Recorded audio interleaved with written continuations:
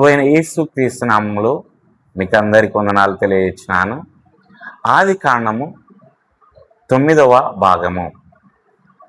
యోసేపు మరియు అతని సహోదరులు, సయోధ్య మరియు దేవుని సార్వభౌమ ప్రణాళిక. ఆది కాండము 42 నుంచి 50 అధ్యాయాలు. పరిచయం, లేఖనాలలో క్షమాపణ మరియు సయోధ్యకు సంబంధించిన అత్యంత సుందరమైన వృత్తాంతాలలో ఒకదానితో ఆది కాండం ముగుస్తుంది. బానిసత్వంలోకి అమ్మబడిన చాలా సంవత్సరాల తర్వాత యోసేపు ఐగుప్తులో గొప్ప అధికారం గల స్థానంలో ఉన్నాడు. కానానులో కరువు వచ్చినప్పుడు అతని సోదరులు తెలియకుండానే ఆహారం కోసం అతని ముందుకు వచ్చారు. ప్రతీకారం తీర్చుకోవడానికి బదులుగా యోసేపు తన సోదరుల హృదయాలు మారాయో లేదో తెలుసుకోవడానికి వారిని తెలివిగా పరీక్షించాడు.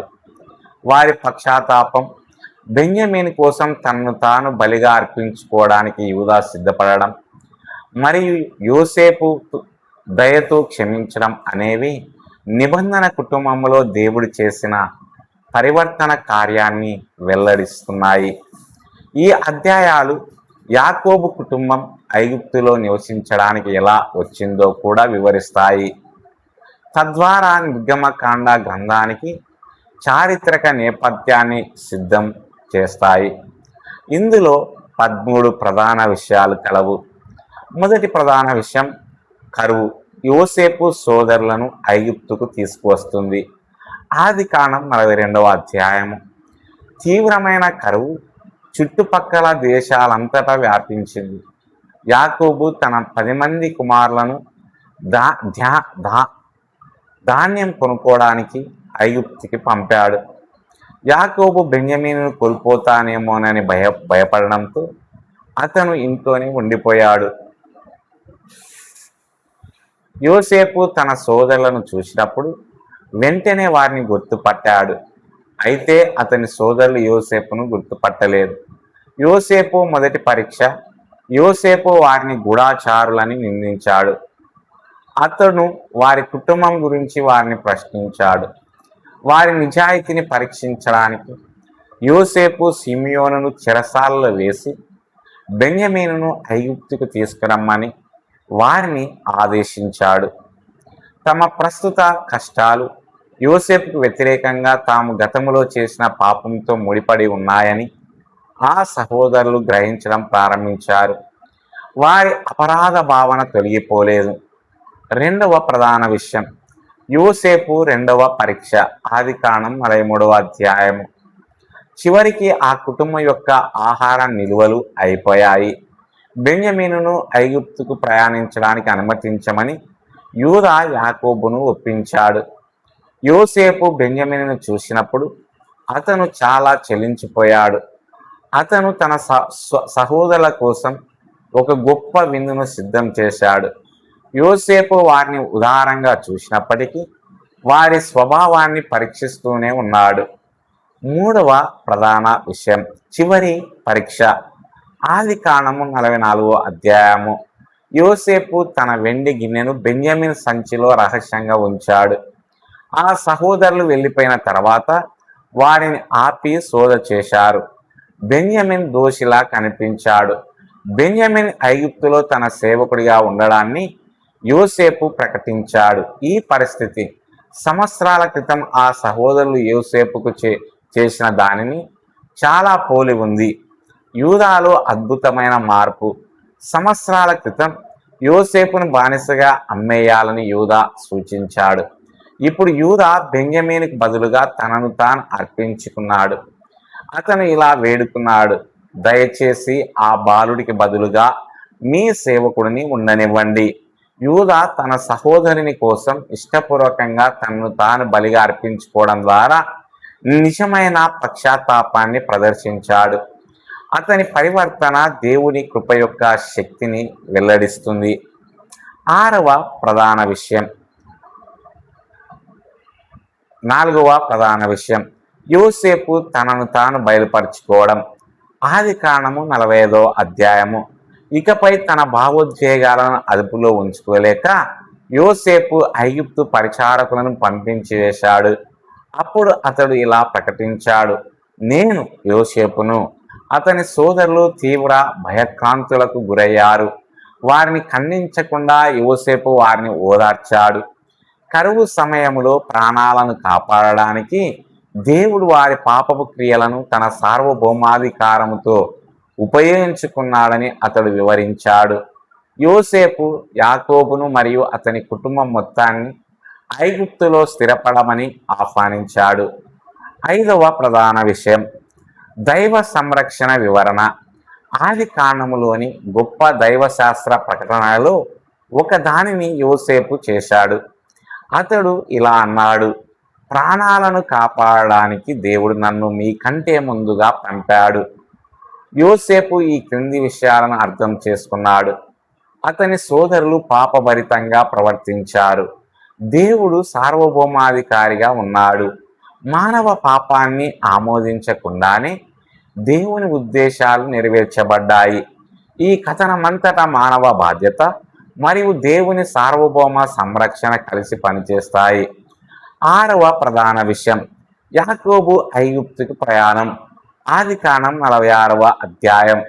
కానాను విడిచి వెళ్లే ముందు యాకోబు దేవునికి బలులు అర్పించాడు. ఒక దర్శనంలో దేవుడు అతనికి భరోసా ఇచ్చాడు.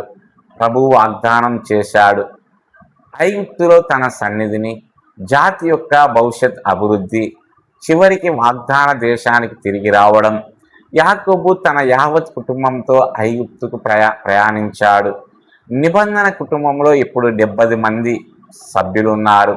20 సంవత్సరాలకు పైగా గడిచిన తర్వాత యోసేపు యాకోబు ఆనందంగా తిరిగి కలుసుకున్నారు. 7వ ప్రధాన విషయం ఫరో ఎదుట యాకోబు. ఆదికాండం 47వ అధ్యాయం. యోసేపు తన తండ్రిని ఫరోకు పరిచయం చేశాడు. యాకోబు ఫరోను దీవించాడు.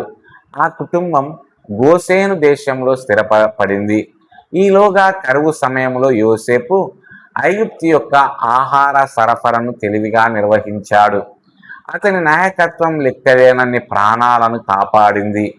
రాజకీయ నాయకత్వంలో కూడా యోసేపు దేవుని నమ్మకమైన సేవకుడిగా నిలిచాడు. 8వ ప్రధాన విషయం యాకోబు ఎఫ్రహీమును మనష్షేను దీవించుట. ఆదికాండము 48వ అధ్యాయము. తన మరణానికి ముందు యాకోబు యోసేపు 2 కుమారులను దత్తత తీసుకున్నాడు. ఎఫ్రహీము, మనష్షే. ఇశ్రాయేలు ప్రజలలో వారికి గోత్ర హోదాను కల్పించాడు. యాకోబు ఉద్దేశపూర్వకంగా చిన్న కుమారుడైన ఎఫ్రహీము మీద తన కుడి చేతిని ఉంచాడు. మరొకసారి దేవుడు సాధారణ మానవ అంచనాలను అనుసరించకుండా తన సార్వభౌమ ఎంపికను ప్రదర్శించాడు. 9వ ప్రధాన విషయం యాకోబు తన 12 మంది కుమారులను దీవించుట. ఆదికాండము 49.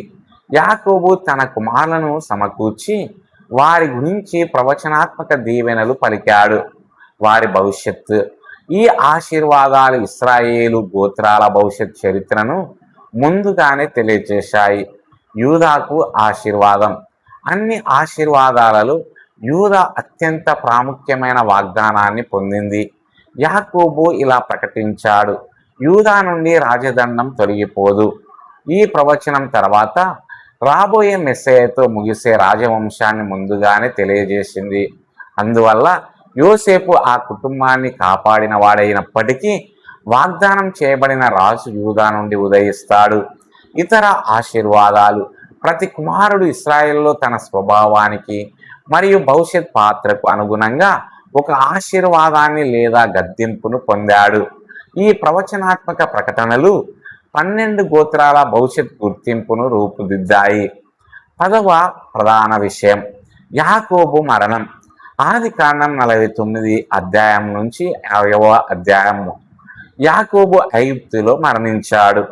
అతని అభ్యర్థన ప్రకారం యోసేపు కానానులోని మక్పెలా గుహలో అతన్ని పాతిపెట్టాడు. ఇది ఆ దేశానికి సంబంధించిన దేవుని వాగ్దానంపై యాకోబుకు ఉన్న నిరంతర విశ్వాసాన్ని ప్రదర్శించింది. అతను ఐగుప్తులో మరణించినప్పటికీ దేవుని నిబంధన చివరికి కానానులో నెరవేరుతుందని నమ్మాడు. 11వ ప్రధాన విషయం యోసేపు తన సహోదరులను క్షమించాడు. ఆదికాండం 50వ అధ్యాయం. యాకోబు మరణం తర్వాత యోసేపు సహోదరులు ప్రతీకారం తీర్చుకుంటారేమోనని భయపడ్డారు. అయినప్పటికీ యోసేపు వారికి ధైర్యం చెప్పాడు. దేవుని సంరక్షణ గురించి అతను గొప్ప ప్రకటనలో ఒకటి చేశాడు. మీరు నాకు కీడు చేయాలనుకున్నారు, కానీ దేవుడు దానిని మేలుగా మార్చాడు. యోసేపు ఈ రెండింటిని గుర్తించాడు. మానవ బాధ్యత, దేవుని సర్వోన్నత సంకల్పం. అతను తన సహోదరులను ఓదార్చాడు మరియు వారి కుటుంబాలను చూసుకోవడం కొనసాగించాడు. ద్వేషం స్థానములో క్షమాపణ వచ్చింది. ప్రతీకారంపై కృప విజయం సాధించింది. 12వ ప్రధాన విషయం, యోసేపు చివరి రోజులు. ఆదికాండం 50వ అధ్యాయము 22 నుంచి 26 వచనాలు. యోసేపు 110 సంవత్సరాల వయసు వరకు జీవించాడు. తన మరణానికి ముందు దేవుడు ఒకరోజు ఇశ్రాయేలును ఐగుప్తు నుండి బయటకు తీసుకువస్తాడని అతను విశ్వాసం వ్యక్తం చేశాడు. తన ఎముకలను వాగ్దాన దేశానికి తీసుకువెళ్ళమని అతను ప్రజలకు సూచించాడు. యోసేపు దేవుని నిబంధన వాగ్దానాలను నమ్ముతూ మరణించాడు. అతని చివరి మాటలు నిర్గమకాండమును సూచిస్తాయి. 13వ ప్రధాన విషయం, ఆదికాండం 42 అధ్యాయం నుండి 50 అధ్యాయాల వరకు దైవశాస్త్ర సంబంధమైన పాఠాలు. మొదటగా, దేవుడు మానవ క్రియల ద్వారా తన ఆధిపత్యముతో కార్యాలు చేస్తాడు. ప్రజలు తమ ఎంపికలకు బాధ్యత వహిస్తారు. అయినప్పటికీ దేవుడు చరిత్ర ద్వారా తన ఉద్దేశాలను నెరవేరుస్తాడు. రెండవదిగా, నిజమైన పశ్చాత్తాపం ప్రవర్తనలో మార్పును కలుగచేస్తుంది. బెన్యమీను కొరకు తనను తాను బలిగా అర్పించుకోవడానికి యూదా సిద్ధపడడం నిజమైన పశ్చాత్తాపాన్ని ప్రదర్శిస్తుంది. పశ్చాత్తాపం కేవలం మాటలతో కాకుండా ప్రవర్తనలో మార్పును కలిగి ఉంటుంది. 3, క్షమాపణ దేవుని కృపను ప్రతిబింబిస్తుంది. యోసేపు ప్రతీకారాన్ని నిరాకరించాడు. దానికి బదులుగా తనకు తీవ్ర అన్యాయం చేసిన వారిని క్షమించాడు. దేవుడు కృపతో క్షమిస్తాడు కాబట్టి విశ్వాసులు కూడా క్షమించాలని పిలువబడ్డారు. 4వదిగా, దేవుని వాగ్దానాలు తరతరాలుగా కొనసాగుతాయి. యాకోబు, యోసేపు ఇద్దరూ దేవుని నిబంధన వాగ్దానాలను నమ్ముతూ మరణించారు.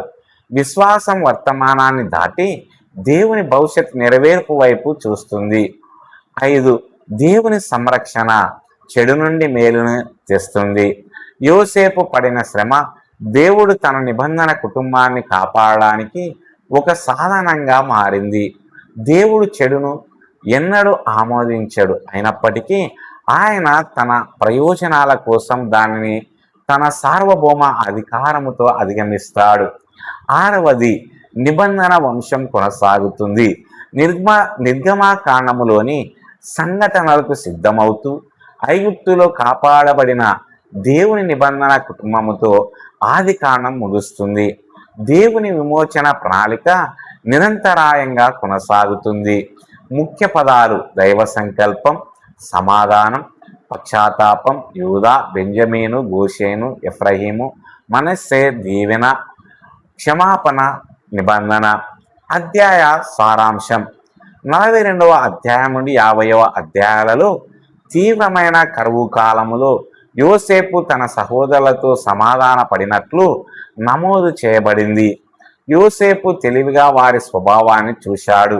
ముఖ్యంగా బెంజమిన్ స్థానములో తనను తాను అర్పించుకోవడానికి యూదా ఇష్టపడడంలో ఆ పశ్చాత్తాపాన్ని గమనించాడు.